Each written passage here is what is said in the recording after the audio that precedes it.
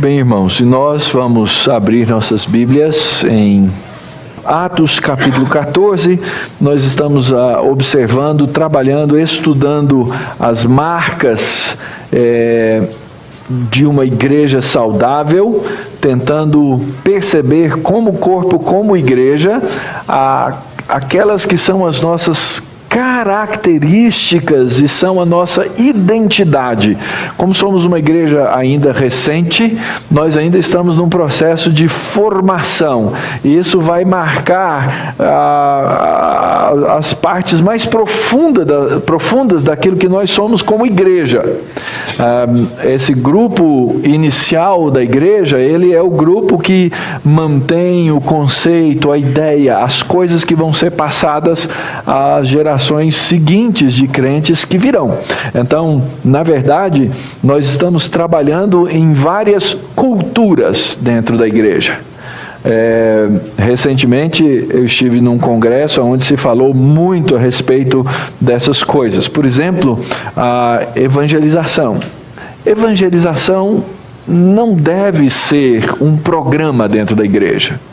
Nós podemos usar métodos, meios, mas a evangelização tem que ser uma cultura. Mesma coisa, disciplina. Uma igreja que não tem a cultura da disciplina, quando chega o momento de disciplinar, ela causa o quê? Ela causa embaraço em todo mundo, porque ninguém sabe o que é a disciplina, ninguém sabe como ela funciona, e aí então as pessoas ficam perplexas. Por que isso aconteceu aqui e agora? Porque não temos o hábito nem a cultura de disciplinar. Então, a vida da igreja, ela é formada dessa cultura bíblica. Dessa cultura das coisas que compõem o Evangelho da graça de Deus e que são a clara evidência, a clara marca de que essa igreja é uma igreja bíblica, porque ama a Escritura, ama o ensino da Escritura, ama as coisas da Escritura, e nós aprendemos a amar uns aos outros. Assim temos visto em diferentes lugares da palavra, mas principalmente esses dias agora no livro de Atos, trechos e partes que são marcantes nesse sentido. Na exposição anterior, o reverendo Jonatas trabalhou que como igreja nós temos uma missão. Essa missão, ela é, na verdade, a missão de Deus, ela é dada para nós para continuarmos, e aí então nós devemos fazer essas 4 coisas. Nós devemos aprender, comecinho do capítulo 13, a buscar ao Senhor, como a igreja fez. Nós devemos aprender a ser um povo de disposição a ouvir a voz de Deus, a entender a necessidade da expansão do Evangelho e levar isso adiante. Devemos ir. A igreja precisa ir, a igreja precisa levar essa palavra aos diferentes lugares. A igreja primitiva tinha a função de ir até os confins da terra, e hoje a gente olha para trás e a gente virou os confins da terra. Só que agora existem outros confins. É interessante que lugares que já foram evangelizados, que já foram densamente cristãos, hoje se tornam campo missionário, e nós precisamos chegar lá, e sobretudo precisamos continuar a entender como igreja o fato de que nós todos somos missionários. Então a igreja, ela é missionária. Você é um missionário. Missionário não é só aquela pessoa que sai daqui e vai para outro país, outra terra, outro continente. Essa pessoa também é missionário, mas você, em primeiro lugar, é um missionário. A começar do fato de que você tem a obrigação de fazer missões dentro da sua casa, na sua vizinhança, no seu bairro, na sua cidade, no seu trabalho, na sua escola. Você não foi chamado aonde você foi colocado por Deus para ser um agente secreto. Você foi chamado para ser missionário aonde você estiver. E a igreja que entende isso e tem essa cultura, ela começa a agir e trabalhar como a igreja fazia no livro de Atos. Então, o que é muito claro, lendo o capítulo 13, que antecede a nossa mensagem de hoje, é que aquela igreja tinha uma mensagem cristalina. O apóstolo prega e diz assim: Deus ressuscitou Jesus Cristo entre os mortos. Essa é a essência da nossa pregação. Deus ressuscitou Jesus Cristo dentre os mortos. Você tem que sair falando isso. E as pessoas vão achar assim que você é um doido, que você é um louco, que você é um maluco. Mas você vai ser esse proclamador da verdade. E você vai entender uma coisa muito simples, porque quando você chega aqui, você não é cristão e você me ouve falar isso, você vai dizer assim: esse pastor é um louco, é um doido, é um maluco. Porque ele está falando a respeito de um suposto indivíduo que viveu 2000 anos atrás. Tem uns livros religiosos aí, a gente sabe que religião é tudo manipulada, e ele fica falando essas coisas, mas é interessante, muitos chegam, ouvem essa mensagem pela primeira vez, e o pastor não faz nada, porque quem faz a obra de crer, ou de alguém crer que essa mensagem é verdadeira, é o Espírito Santo. Então, querido, confie na obra do Espírito Santo e faça aquilo que você foi chamado para fazer. Abra a sua boca, articule o Evangelho, seja claro ao falar desse que ressuscitou e que trouxe vida para você. Essa é a nossa obra missionária. Você foi chamado para isso. E aí então o texto do capítulo 13 nos mostra que eles pregavam o Evangelho, eles saíam, eles voltavam, verso 42, a mesma sinagoga, depois de terem falado, e eles seguiam os homens seguiam essa palavra e persuadiam a perseverar na graça de Deus. Essa é uma segunda coisa. Primeiro, você tem que pregar. Segundo, você tem que encorajar as pessoas. Quanta gente no meio do caminho cambaleando, tropeçando nos próprios pés, nos próprios pecados, e você vai ser aquela pessoa usada por Deus, chamada por Deus, para dizer para ela: meu irmão, persevere. Meu irmão, continue. Meu irmão, o Senhor é bom. Não desista, porque essa obra é de Deus. Óbvio que você vai encontrar oposição. Mas os judeus, vendo as multidões, tomaram-se de inveja, blasfemavam e contradiziam o que Paulo falava. Não tenha dúvida de que isso vai acontecer ao longo do caminho. E óbvio, essas coisas muitas vezes, diz aí desse verso 50 ao 52, elas se tornam até mesmo em perseguição. E o texto diz que Paulo e Barnabé foram expulsos do seu território, mas quem era discípulo, olha aí no verso 52, eles tinham alegria no Espírito Santo, mesmo sendo expulsos, mesmo sendo contraditos, eles tinham alegria, porque eles sabiam que aquilo não era uma obra deles. Essa igreja não é uma obra nossa. A igreja não é a obra de um pastor ou de um grupo de pessoas. Essa igreja, e a igreja verdadeira de Cristo, ela é sempre obra de Cristo. E assim então nós nos alegramos porque Cristo faz essa obra. E aí então finalmente chegamos no capítulo 14. O texto diz assim, versos 1 a 7, nós vamos ler, depois vamos ler os vários trechos do capítulo inteiro. Em Icônio, Paulo e Barnabé entraram juntos na sinagoga judaica e falaram de tal modo que veio a crer grande multidão, tanto de judeus como de gregos. Mas os judeus incrédulos incitaram e irritaram os ânimos dos gentios contra os irmãos. Entretanto, demoraram-se ali muito tempo falando ousadamente no Senhor, o qual confirmava a palavra da sua graça, concedendo que por mão deles se fizessem sinais e prodígios. Mas dividiu-se o povo da cidade. Uns eram pelos judeus, outros pelos apóstolos. E como surgisse um tumulto dos gentios e judeus associados com as suas autoridades para os ultrajar e apedrejar, sabendo eles, fugiram para Listra e Derbe, cidades da Licaônia e circunvizinhança, onde anunciaram o Evangelho. Vamos orar? Pai bendito, nós agradecemos a Tua graça e a Tua misericórdia. Agradecemos, ó Deus, a Tua palavra e nós rogamos que a intenção do Senhor ao fazê-la estar registrada na Escritura seja também notada por nós nessa manhã. Que nós possamos entender e perceber a mensagem que o Senhor pretendeu que nós entendêssemos ao lê-la. Assim, ó Pai, que nossos corações se dobrem a Ti e possamos entender aquilo que o Senhor quer de nós, Teu povo, Tua igreja. Que as palavras dos meus lábios e o meditar do meu coração sejam agradáveis na Tua presença, Senhor meu, rocha minha, Redentor meu. Amém. Amém.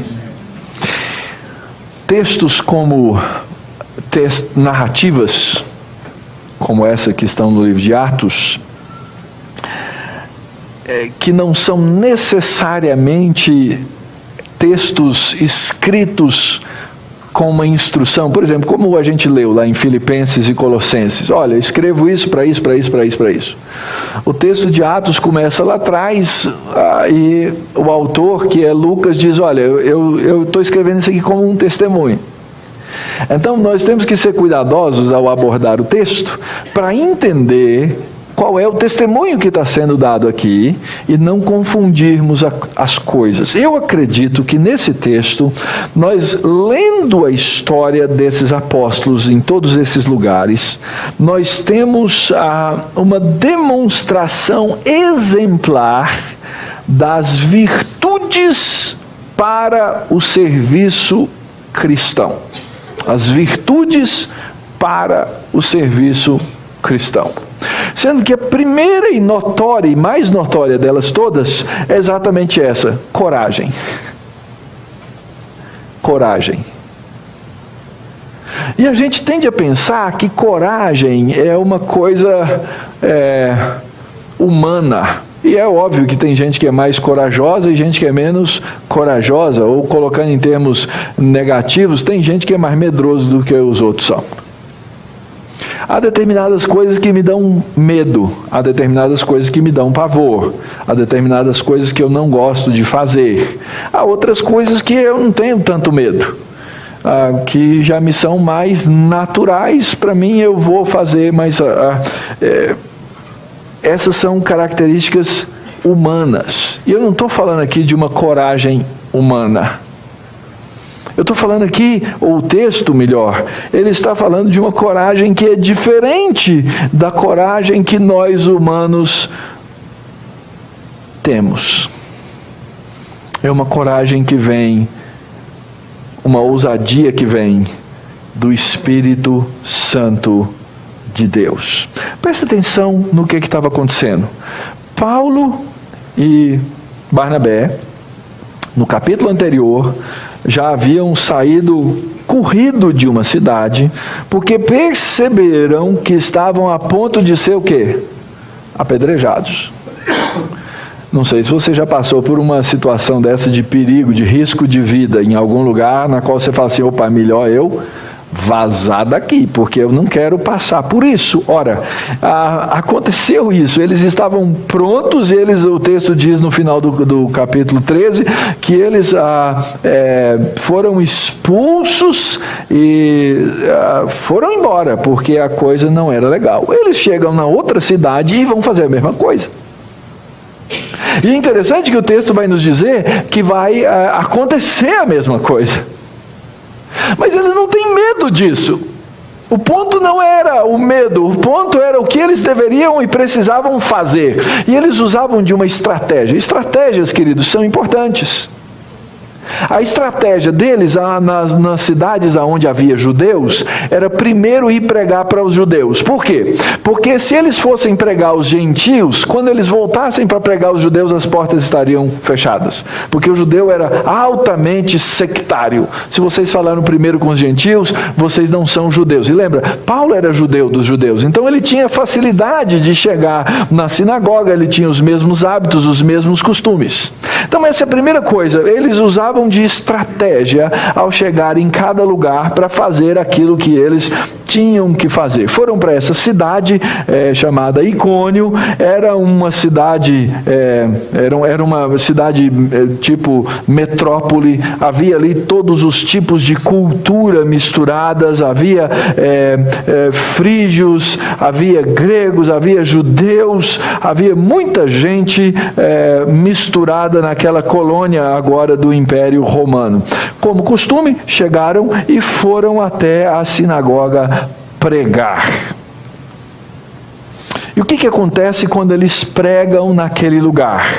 Falaram de tal modo que veio a crer grande multidão, tanto de judeus como de gregos.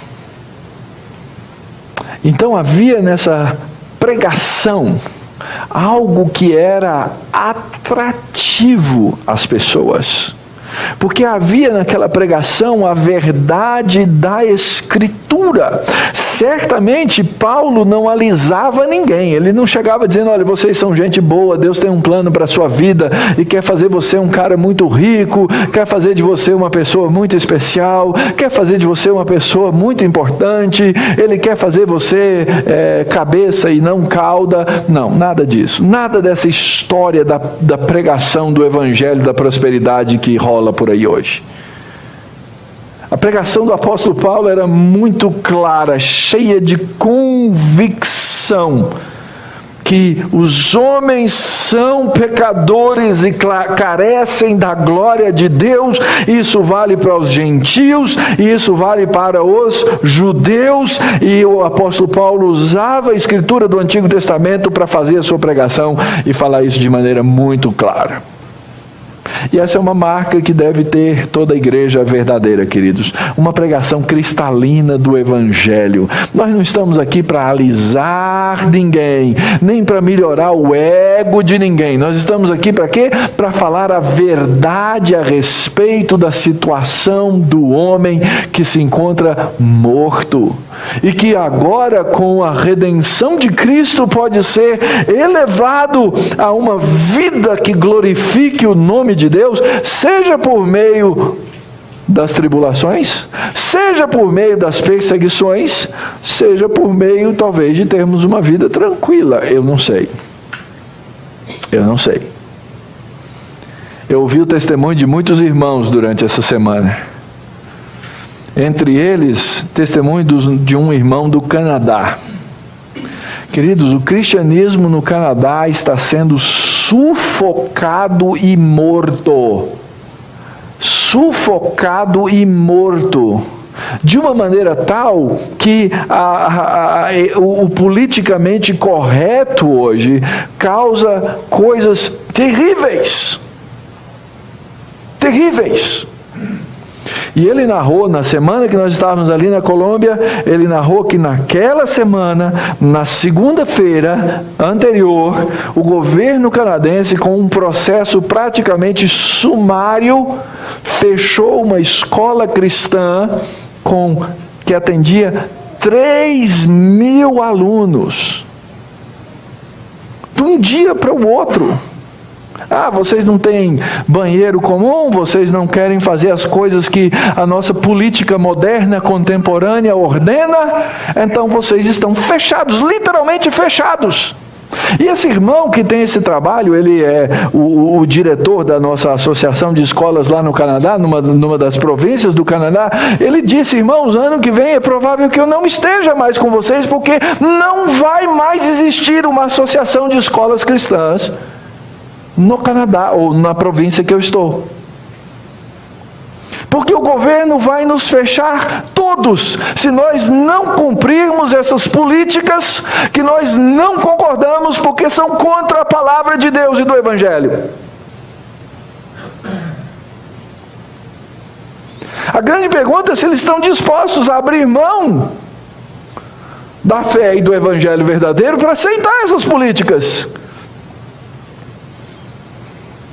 E a resposta daqueles irmãos, pelo menos dos que eu conheço, será: não vamos abrir mão das nossas convicções. Isso significará que milhares de professores cristãos no Canadá, nessa província, até o ano que vem, podem estar desempregados. Milhares.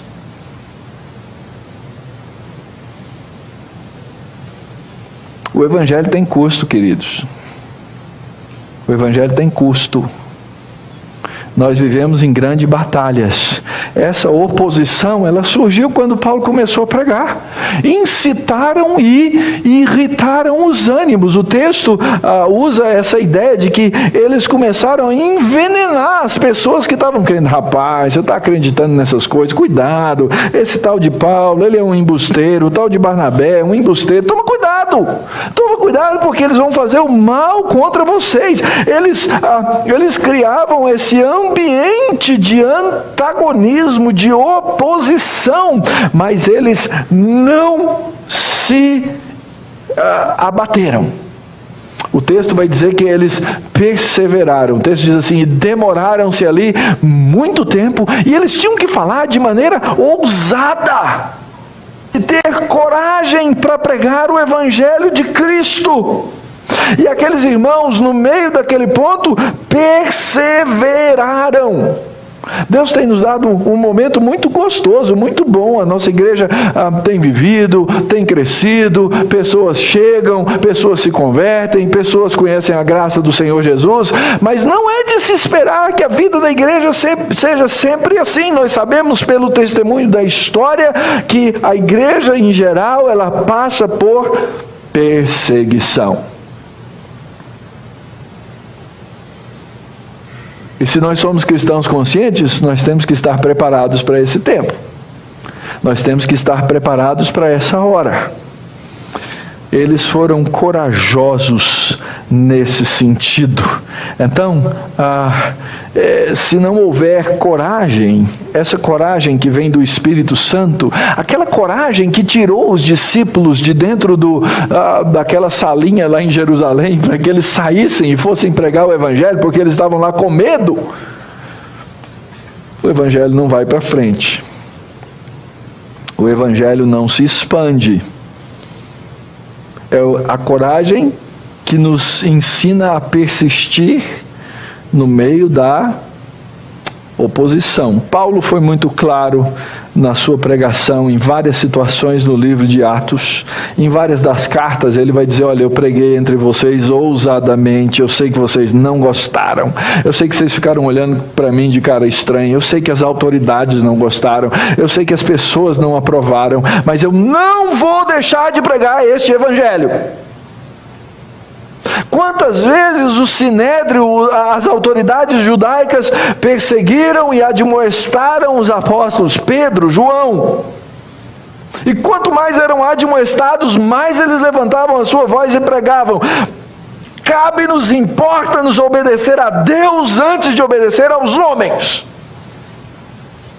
Então, queridos, é necessária sim coragem para pregar o Evangelho. Se queremos ser uma igreja missionária, temos que ter coragem, sem nos iludir que todo mundo vai ser uníssono a nosso favor. Aliás, a divisão aconteceu, o texto diz assim: mas dividiu-se o povo da cidade. Houve acusação, associados com as autoridades, o povo vieram para ultrajar e para apedrejar os apóstolos. E aí chegou um ponto em que eles precisavam usar de estratégias corretas. Eles eram corajosos, mas não bobos. não eram tolos. Quando eles perceberam que já não era mais o momento, que eles já tinham suficientemente anunciado o Evangelho. Verso 6 do capítulo 14 diz assim: sabendo eles, fugiram, foram embora para Listra, Derbe e outras cidades que não eram esse caldeirão cultural como Icônio. Mas o fato é que, tendo ido embora, eles deixaram para trás naquele lugar um impacto, eles causaram um impacto com a verdade. E isso era o necessário. Não só isso, eles deixaram na cidade de Icônio algo que ficou refletido por muito tempo. Existe um livro do século II chamado Atos de Paulo. Não é um livro canônico, alguém escreveu, alguém reportou coisas sobre a vida de Paulo. E a descrição que esse livro faz de Paulo, ainda que não seja canônica, não é palavra de Deus, é tão vigorosa e tão não convencional, que devia ter uma descrição que corria entre os discípulos a respeito de quem Paulo fala. Um homem chamado Onesíforo, residente de Icônio, é que escreveu. Por isso que eu estou aqui mencionando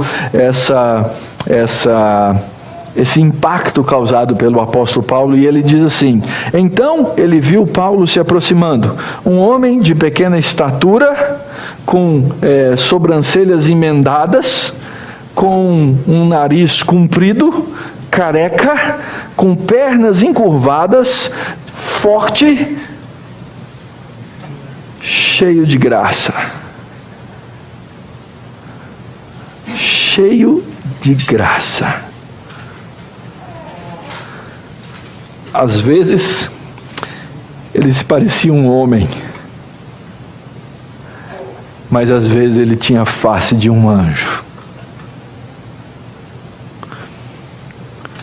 Século depois, alguém falando do impacto de um homem que se parecia um anjo, que passou pela cidade de Icônio, que com coragem pregou o Evangelho, e naquele lugar deixou as marcas de Cristo.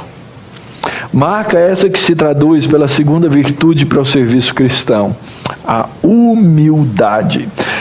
O episódio que vai passar, o que eu vou ler aqui agora, pode ser chamado de um episódio bizarro. É bem bizarro. Escutem, vamos tentar entender. Quando eles chegaram em Listra, costumava estar assentado certo homem aleijado, paralítico desde o seu nascimento, o qual jamais pudera andar. Esse homem ouviu falar Paulo que, fixando nele os olhos e vendo que possuía fé para ser curado, disse-lhe em alta voz: apruma-te direito sobre os pés. E ele saltou e andava.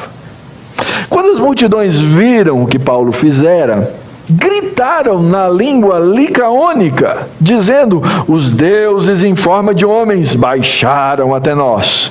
A Barnabé eles chamavam de Júpiter e a Paulo de Mercúrio, porque esse era o principal portador da palavra. O sacerdote de Júpiter, cujo templo estava em frente da cidade, trazendo para junto das portas touros e grinaldas, queria sacrificar juntamente com as multidões. Porém, ouvindo isso, os apóstolos Barnabé e Paulo, rasgando as vestes, saltaram para o meio da multidão, clamando: senhores, por que fazeis isso? Nós também somos homens como vós, sujeitos aos mesmos sentimentos. E vos anunciamos o Evangelho, para que dessas coisas vãs vos convertais ao Deus vivo, que Deus fez o céu, a terra, o mar e tudo o que neles há, o qual nas gerações passadas permitiu que todos os povos andassem nos seus próprios caminhos. Contudo, não se deixou ficar sem testemunho de si mesmo, fazendo o bem, dando-vos do céu chuvas e estações frutíferas, enchendo o vosso coração da fartura e de alegria. Dizendo isso, foi ainda com dificuldade que impediram as multidões de lhes oferecerem sacrifícios. Presta atenção.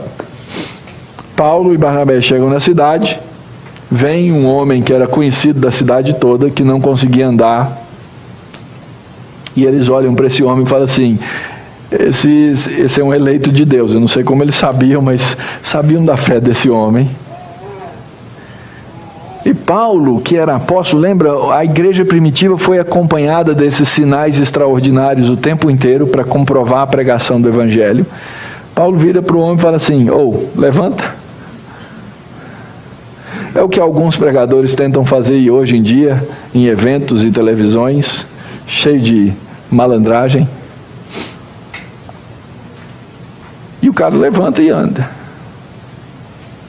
Só que tinha um folclore, uma história que corria nessa cidade. Eles tinham uma história que corria na cidade que dizia que os deuses haviam um dia baixado até a cidade de Listra. E os deuses, e a população não recebeu esses deuses. Mas tinha um homem na cidade que recebeu esses deuses na casa dele, e que foi muito abençoado, etc. Então essa história rolava lá, ela está escrita. Ora, agora chegam 2 homens lá e fazem um milagre. Opa! Os deuses voltaram. Dessa vez não vão pisar na bola. Viram aquela cura, os sinais que acompanhavam essa igreja neotestamentária, e aí então eles fizeram a mesma coisa. Isso é o que aconteceu. Muito bem, então a cura, ela é um sinal que acompanhou a igreja neotestamentária, que confirmava a pregação do evangelho de Cristo, e havia homens, principalmente os apóstolos, que eram o canal de Deus para fazer isso. Deus fez isso várias vezes. Essas pessoas com essas características, queridos, elas não existem mais. Não acredite em curandeiros. Não existem mais curandeiros. Agora, existe cura, claro que existe. E se Deus quiser curar, Deus cura. Eu já vi muitas pessoas doentes, receberam a oração e foram curadas. Eu não tenho nenhuma dificuldade de que o Deus que agiu miraculosamente no passado continue a agir e a fazê-lo.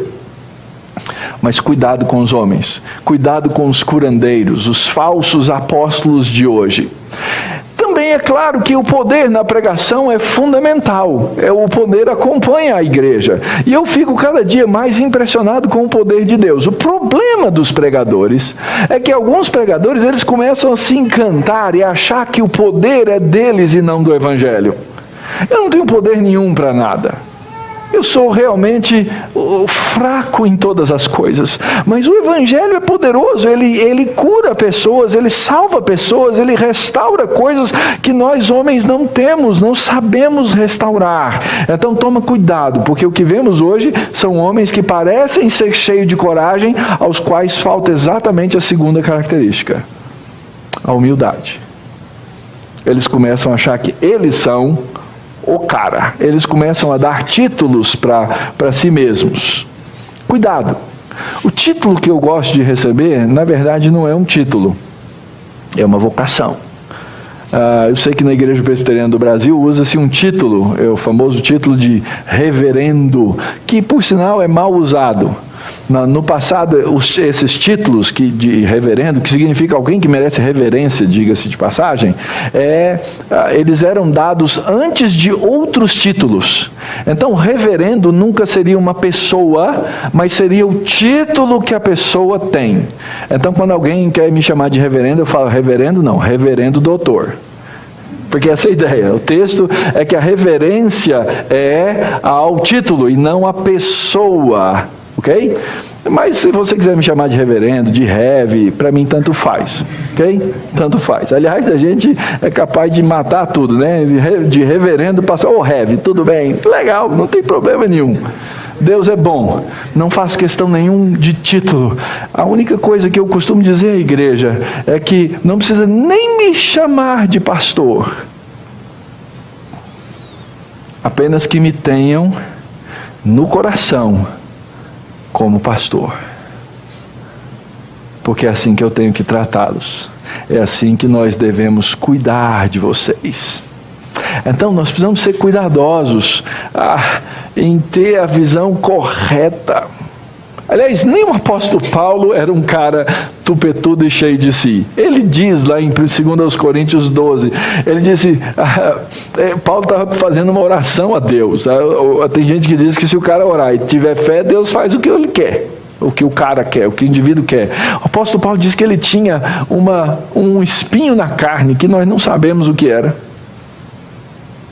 Mas era um problema para o apóstolo Paulo. Ele diz, orei a Deus e ele me respondeu da seguinte maneira: Paulo, a minha graça te basta. O meu poder se aperfeiçoa na fraqueza. E ele então diz, de boa vontade, pois, mais me gloriarei nas fraquezas, para que sobre mim repouse o poder de Cristo. Pelo que sinto prazer nas fraquezas, nas injúrias, nas necessidades, nas perseguições, nas angústias, por amor de Cristo. Porque quando eu sou fraco, então é que sou forte. Pensa. Se você chega num lugar, acontece um negócio miraculoso e as pessoas começam a falar assim, você é um Deus. Aliás, não existia coisa mais buscada pelos homens naquela época do que ter esse título. Os Césares eram o quê? Os deuses. Eles queriam ser reconhecidos como deuses. Paulo e Barnabé podiam se encher. Conseguimos um status legal. Estão chamando a gente de Júpiter, de Mercúrio. Nós somos os caras da hora. Imagina quantos selfies o pessoal não ia procurar para tirar com eles. Gente, vou postar no meu Facebook. Eu tirei um selfie com um Deus.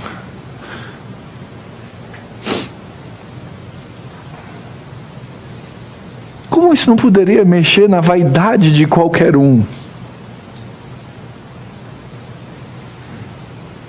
Mas nós não fomos chamados para essas coisas, irmãos.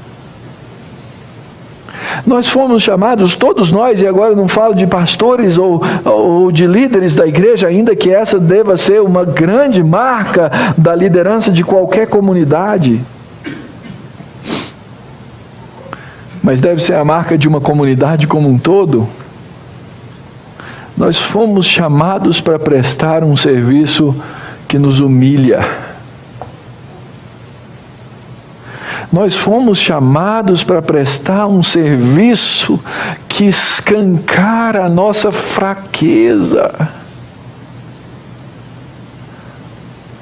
que abre a nossa incapacidade de fazer, para que Deus faça. Essa semana morreu um grande cantor que talvez você nunca tenha ouvido falar, Leonard Cohen. Quem ouviu? Alguém conhecia Leonard Cohen? Tem uma geraçãozinha aí que conhecia.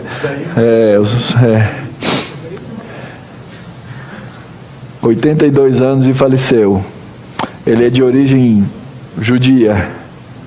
E ele tem uma música muito interessante. Eu já devo ter citado isso para vocês alguma vez. Ele fala, não é, Aleluia também é uma muito famosa, mas fizeram até a versão evangélica desse Aleluia do Cohen. Mas uma das músicas dele dizia o seguinte: em todos nós existem rachaduras pelas quais passam os raios da graça. É na fraqueza, querida, nas nossas trincas, que o poder de Deus nos aperfeiçoa, e muda, e transforma, e faz coisas. E eu costumo dizer isso para vocês, é um trabalho cheio de glória humilhante. O trabalho da missão cristã. A verdadeira missão cristã não nos faz orgulhosos, queridos. A verdadeira missão cristã, ela nos quebra, ela nos quebranta, ela nos humilha ao ponto de exaltarmos a Deus. Esse tem que ser o nosso grande aprendizado, queridos. Coragem mas uma coragem humilde, na força certa. Terceiro, persistência. O texto a partir do verso 19 vai nos dizer: sobrevieram, porém, judeus de Antioquia e Icônio, e instigando as multidões e apedrejando a Paulo, arrastaram-no para fora da cidade, dando-o por morto. Rodeando-o, porém, os discípulos, levantou-se e entrou na cidade. No dia seguinte partiu com Barnabé para Derbe. E tendo anunciado o evangelho naquela cidade, feito muitos discípulos, voltaram para Listra, Icônio e Antioquia. É o último lugar que eu queria ir na face da terra. E fortalecendo a alma dos discípulos, exortando-os a permanecer firmes na fé e mostrando que através de muitas tribulações nos importa entrar no reino de Deus. Não há trabalho cristão verdadeiro sem que haja persistência. Problema nosso, queridos, é que às vezes nós persistimos no erro. Nossa persistência é no erro.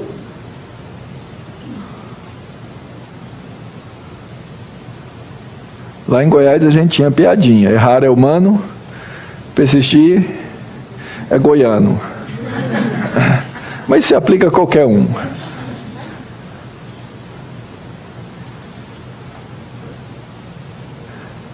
A nossa persistência tem que ser naquilo que é verdade, naquilo que é certo. O apóstolo Paulo chegou lá, começou a pregar o evangelho de novo. O pessoal de Icônio e Listra, não sei se eles vieram perseguindo a Paulo ou se eles estavam passando por lá, quem era, mas eles chegaram, perseguiram e apedrejaram. E aquela população que queria adorar a Paulo e Barnabé como deuses, Júpiter e Mercúrio, agora se volta contra Paulo e faz o quê? Joga pedra. Levam Paulo, normalmente isso acontecia nas portas da cidade, apedrejaram a Paulo, não deve ser uma cena bonita, já vimos aqui o apedrejamento de Estevão, e o texto lá dizia que Paulo estava lá e ele fazia o quê? Consentia, e agora Paulo é apedrejado. Aliás, está na moda, né? As pessoas só não usam pedra, mas essa violência urbana, esses ajuntamentos, essas coisas, a gente agora está vendo lá nos Estados Unidos o que está acontecendo, inconformados, as pessoas pegam gente na rua e batem e fazem todo tipo de coisa. Não é uma coisa tão distante, né? Diz que eles apedrejaram a Paulo e há quem inclusive diga que Paulo tenha morrido e foi ressuscitado, mas o texto não diz isso. Eles acreditaram que Paulo estava morto, entraram para a cidade, os discípulos que sobraram cercaram a Paulo. Paulo levanta. Se ele foi apedrejado, ele não devia estar com uma aparência muito bonita, nem limpinho. E de alguma maneira eles colocam Paulo para dentro da cidade, tratam de Paulo, cuidam de Paulo. E o texto diz que foi no próximo dia que o apóstolo Paulo sai para fazer uma viagem de 40 quilômetros. E aí, como foi seu dia ontem? Fui apedrejado, mas tudo bem, tranquilo. Tá mancando um pouquinho, que foi uma pedra grande no joelho. A gente não sabe, né? E a gente se pergunta assim, por que Paulo faz isso? Porque a gente vê em Paulo uma urgência de pregar o evangelho, queridos. Uma urgência persistente de falar da graça de Cristo. Ele diz: ai de mim se eu não pregar o evangelho de Cristo, ai de mim. Então é melhor eu ir apedrejado. E lembra por que ele saiu das outras cidades? Porque estavam a ponto de apedrejá-lo.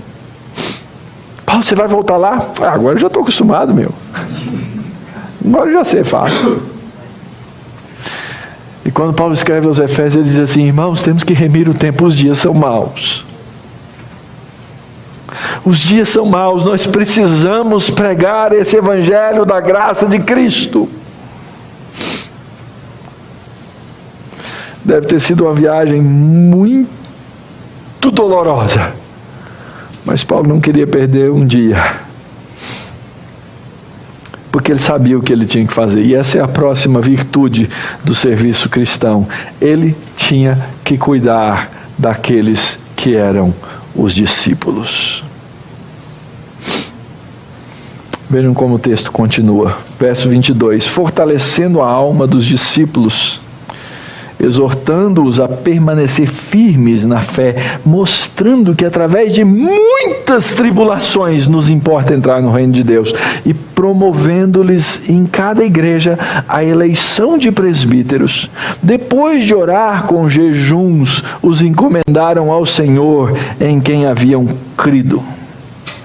Atravessando a Pisídia, dirigiram-se a Panfilha, e tendo anunciado a palavra em Perge, desceram a Atália, e dali navegaram para Antioquia, onde tinham sido recomendados a graça de Deus para a obra que haviam já cumprido. Ali chegados, reunida a igreja, relataram quantas coisas fizera Deus com eles, e como abrira aos gentios a porta da fé. E permaneceram não pouco tempo com os discípulos. Tinha uma coisa que movia o coração daqueles dois homens, lembram? Eles tinham saído de Antioquia, foi a igreja que disse: vocês são os nossos missionários. Pegaram os top de carreira, né, e mandaram pregar nesses lugares. Agora eles voltam, mas antes eles não voltaram sem antes cuidar do rebanho. O povo de Deus, queridos, ele precisa ser nutrido. E é interessante, hoje vocês têm aqui 2 pastores, em breve nós vamos eleger mais pastores para a igreja, que são os presbíteros. Os presbíteros da igreja, eles são os pastores da igreja. E o encargo desses pastores é nutrir o rebanho. Agora, o fato é que pastor nenhum consegue nutrir todas as ovelhas, pessoal e individualmente, o tempo inteiro. Então, essa é uma tarefa que é iniciada pelos pastores, mas ela é continuada pela igreja. Eu estou falando de cultura. Essa é outra cultura que tem que existir. Uma cultura de fortalecimento e de encorajamento. Eles saíram de lá e voltaram a Listra, voltaram a Icônio, voltaram a Antioquia. Há pessoas que dizem que nesse período provavelmente as lideranças romanas dessas cidades haviam sido trocadas, então eles chegaram numa boa. E eles voltaram lá, verso 22, para fortalecer a alma dos discípulos e para exortar a permanecerem firmes. Cuidado pelo rebanho de Deus. Aqueles que querem servir nos ministérios cristãos, na vida da igreja, e eu creio que todos nós temos esse chamado, nós precisamos ser cuidadosos da alma dos nossos irmãos. Eu preciso de cuidar da alma. Aliás, vou abrir aqui um pouquinho a caixa de Pandora de pastores. Eu não tenho esse problema com a graça de Deus. Eu espero que o reverendo Jonatas não tenha esse problema com a graça de Deus. Mas eu tenho muitos colegas pastores que vivem em grande sofrimento. Grande sofrimento. Porque eles não têm uma pessoa que os pastoreie. E pastores precisam ser pastoreados. Pastores precisam ser cuidados. Ovelhas, porque pastores também são ovelhas.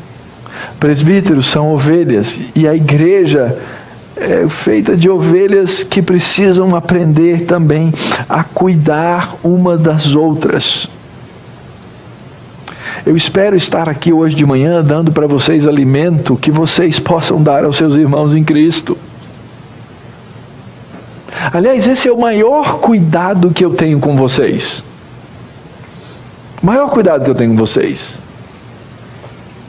Eu posso sair para visitá-los, eu posso conviver com vocês, eu posso ir fazer um aconselhamento com vocês, mas o maior cuidado que eu tenho com vocês é alimentá-los com a palavra, para que vocês, alimentados com a palavra, possam alimentar a outros com a palavra de Deus.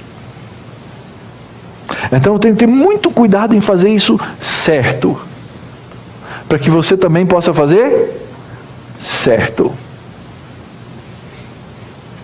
É por isso que o olhinho do pastor perde o brilho às vezes, quando ele vê que os crentes desprezam a comunhão do povo de Deus e esse momento de ouvir a palavra. Não é por causa do meu trabalho, do meu esforço, porque eu gastei X tempo aqui preparando um sermão, agora você tem que ter respeito comigo, porque afinal de contas, que desrespeito eu preparei para você ouvir e você não veio. Nada disso, queridos. É porque a palavra de Deus é o nosso fortalecimento, a palavra de Deus é o nosso encorajamento. Então eles passaram por aquelas cidades, pregaram o evangelho, foram embora, mas eles sabiam que aqueles irmãos precisavam ser fortalecidos e encorajados, e o que mais dói no coração de alguém que ama a igreja de Cristo é ver a igreja de Cristo desencorajada, enfraquecida, sem condição de cumprir o seu papel. Nutrição é o que nós estamos fazendo aqui agora. Ensino que traz encorajamento, que ajuda com que nós possamos caminhar juntos. Essa exortação, esse encorajamento de permanecer na fé, na perseverança. Eu já estive com vários de vocês e disse: fica firme, meu irmão. Mas não adianta eu chegar para você e dizer assim, fica firme, se eu não tiver evangelho para dar para você. Porque qualquer pessoa pode chegar para você e dizer, fica firme. Qualquer um pode chegar para você. Qualquer um pode ter dó de uma situação que você está passando. Não, fica firme, vai dar tudo certo, tudo vai ficar bem. Não. É o evangelho que faz com que as coisas fiquem bem. É a verdade da graça de Cristo que faz com que as coisas fiquem bem. E isso significa permanecer e perseverar na fé, mesmo que por meio de sofrimentos. Está claro no texto. Queria chegar aqui e dizer para vocês, gente, a partir de hoje, 13 de novembro, acabou o sofrimento para você. Mas aí eu ia ter que te enterrar também. Não acabou, queridos. As situações da vida, da história que nós passamos, nós não sabemos lidar com elas.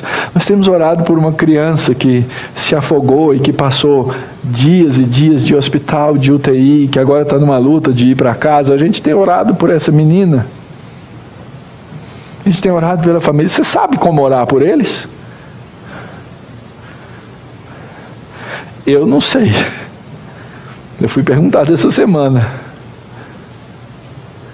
Senhor, eu quero que o Senhor faça A. Ou Senhor, eu quero que o Senhor faça B. Ou Senhor, eu quero que o Senhor faça C.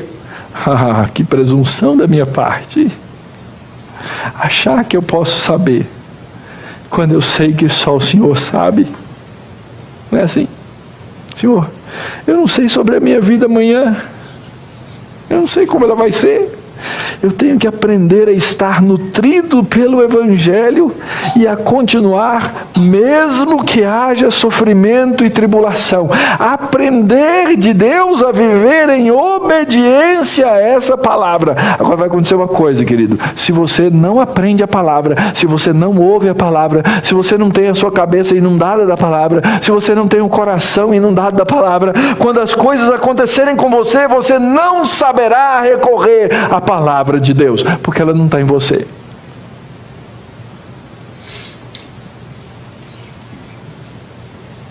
Aprenda a palavra, viva da palavra, leia a palavra, seja encorajado pela palavra de Deus. Mas eles não sabiam que não era necessário só o fortalecimento, só o encorajamento, mas era necessário deixar para trás aqueles que continuariam essa obra. E eles passaram de igreja em igreja elegendo presbíteros. Porque os presbíteros iam ter essa tarefa e essa missão de nutrir, fortalecer e encorajar.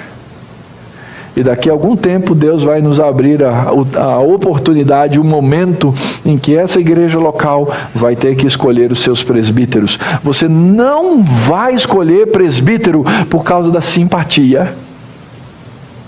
Você não vai escolher presbíteros por causa da amizade. Você não vai escolher presbíteros por causa da sua relação familiar. Não faça isso, porque isso pode se tornar a derrocada e a morte da igreja. Mas aí diz o que eles fizeram: com oração e jejum, eles averiguaram aqueles que poderiam ser presbíteros, e nós vamos estudar isso daqui a alguns domingos. Quais são as características de alguém que pode ser oficial na igreja de Jesus Cristo? E então eles foram escolhidos. Aliás, nossa tradução diz que eles foram eleitos, e nós usamos esse sistema para a escolha de presbíteros, mas lá não diz que eles foram eleitos, não. Eles foram escolhidos. Como foi o sistema a gente não sabe. Em outros lugares a gente sabe que houve algum tipo de eleição. E interessante, aqui só introduzindo esse assunto dos presbíteros. Tem gente que acha que a igreja é uma democracia. Gente, a igreja não é democracia. Ponto. As eleições que acontecem na igreja, elas acontecem por entendermos que Deus nos usa para confirmar aqueles que Ele vocacionou. Não é a escolha popular. Aliás, eu vejo, não, você está concorrendo à eleição de presbítero? Meu Deus! É um concorrendo com o outro? Eleições, no nosso caso, elas são mera confirmação. E se eu for fazer uma eleição e só tiver um candidato, não tem problema. Só tiver um candidato, só tiver uma vaga, a pergunta é: o povo de Deus confirma esses como os vocacionados? Se tiver 2 vagas e tiver 2 candidatos, não é uma eleição de brincadeira. Ah, só tem 2 candidatos, só tem 2 vagas, então a gente já sabe quem está eleito. Não, a igreja pode dizer: não, não quero, não reconheço nesse irmão o dom e a vocação e nem as características bíblicas. Mas é assim que nós não somos democracia. Aliás, tem muita gente apavorada com o sistema eleitoral americano. Muito interessante. Ah, como é que é esse negócio? Ela ganhou no sistema, ela ganhou no voto popular, mas perdeu. É porque é um sistema representativo. Presbiterianos deveriam entender bem isso, porque faz parte do nosso presbiterianismo, esse sistema representativo. A igreja governada pelos representantes vocacionados por Deus. É por isso que a igreja tem conselho. Aqui é a nossa grande diferença do sistema presbiteriano, que é presbiterial, e do sistema batista, que é congregacional, onde as decisões últimas são tomadas na própria congregação. E então o texto termina e caminha exatamente nessa direção. Eles fizeram o que tinham que fazer, cuidaram do rebanho. Fizeram isso com compromisso e com reverência. Nesses últimos versos, eu tive exatamente nesses lugares aí no novembro do ano passado. Tendo anunciado a palavra em Perge, era de se esperar: Paulo, vai embora. Não, eu não preguei, eu cheguei em Perge, mas não preguei o evangelho. Eu tenho que passar lá, viu, irmãos? Eu não posso deixar de pregar o evangelho. É uma cidade na Turquia muito legal, muito bonita. Depois desceram a Atália, que é Antália, e de lá eles pegaram o barco e foram de volta para Antioquia. Fizeram tudo isso, queridos, com compromisso, tendo anunciado a palavra em Perge. Ele não podia deixar de fazer isso. E voltaram e deram um relatório de como Deus, as coisas que Deus fez com eles. e como Deus abriu portas a esse evangelho da graça. Tudo isso, queridos, mostrado nesse capítulo, eles fizeram porque tinham os dons certos para fazer. Então, olhando o capítulo como um todo agora, primeiro, eles tinham a capacidade de proclamar a Escritura. Lembra que profecia na Escritura, o dom de profecia, é para o ensino e para a correção e para a repreensão. Então a gente vê isso, nos versos 1, 21 e 25, eles faziam isso da maneira certa. Se alguém vai servir, tem que ter os dons certos. Eles eram capazes de ensinar, eles fortaleciam a alma dos discípulos. Eles eram capazes de exortar, verso 22, e exortando-os a permanecer. Eles eram capazes de administrar. O servo, ele administra, ele lidera. Foi assim então que eles promoveram a ordem na igreja. E nós precisamos entender que no meio do corpo de Cristo existem muitos membros. Nem todos têm a mesma função, mas por graça recebemos os dons. Então, na hora de escolher a liderança da igreja, nós precisamos avaliar os dons do Espírito manifestos. O que faremos, queridos? Primeiro, nenhuma dessas virtudes é virtude pessoal, todas são virtudes de Cristo. Pode ser, não, eu sou corajoso, pastor. Então dá, vai lá, deixa eu grudar você numa cruz. Não, pastor, eu sou humilde.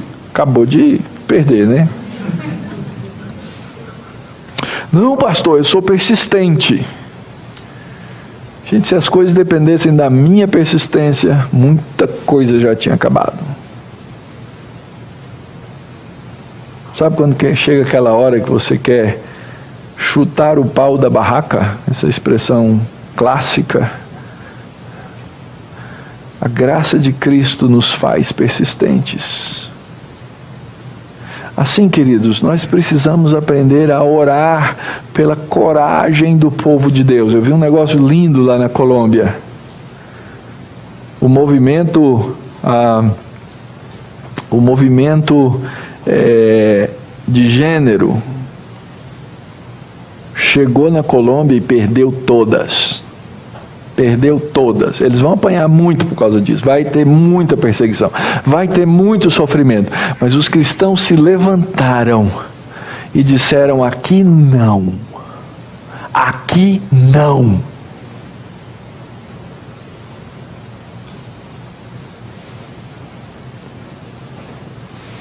E aqui a gente cruza os braços, acha bonito. Quando a coisa começa a ficar feia demais, aí a gente começa a fazer alguma coisa.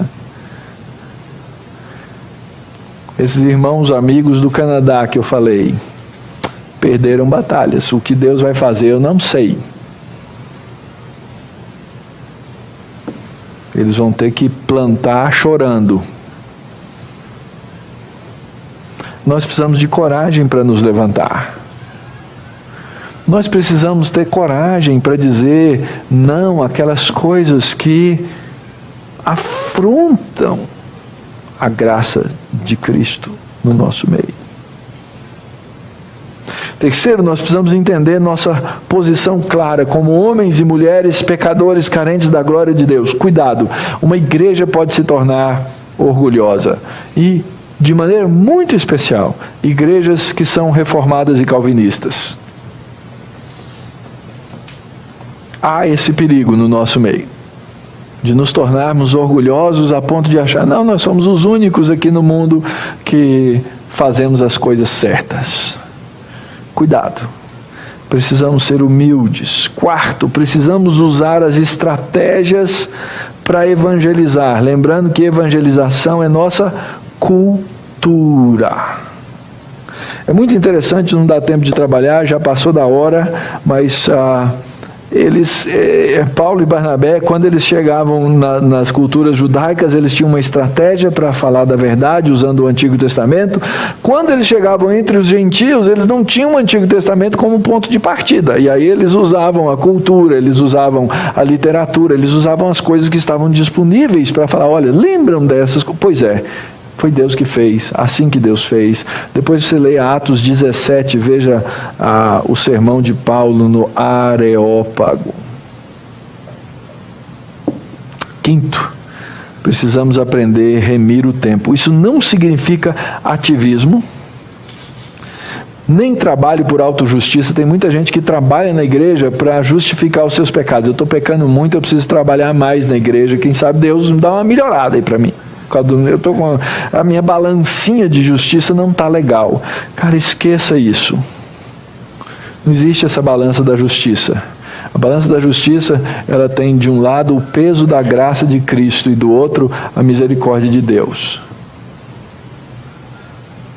Então não trabalhe para a autojustiça, mas remir o tempo significa ter um alvo claro, objetivo em tudo que eu faço para pregar o Evangelho de Cristo. Isso é remir o tempo, isso é salvar o tempo, isso é aproveitar bem o tempo. Fala assim, puxa vida, como essas coisas que eu posso fazer agora servem para a glória do meu Deus. Sexto, cuidar do rebanho. E eu vejo muito isso entre os irmãos e dou graças, muitas graças a Deus. Vejo entre os irmãos uma comunidade que se encoraja, que se exorta, que se fortalece e que se organiza a seguir os seus líderes. Isso é muito bom. Eu acredito que estamos nascendo do jeito certo como igreja, mas nós temos que continuar. E por último, quando formos escolher a liderança mais ampla da igreja, precisamos fazer isso em reverência, temor, buscando entre nós as características de piedade abrangente e a manifestação clara dos dons do Espírito. Manifestação clara dos dons do Espírito. Aí teremos uma igreja saudável. Aí teremos uma igreja evangelística. Aí teremos uma igreja missionária como ela deve ser.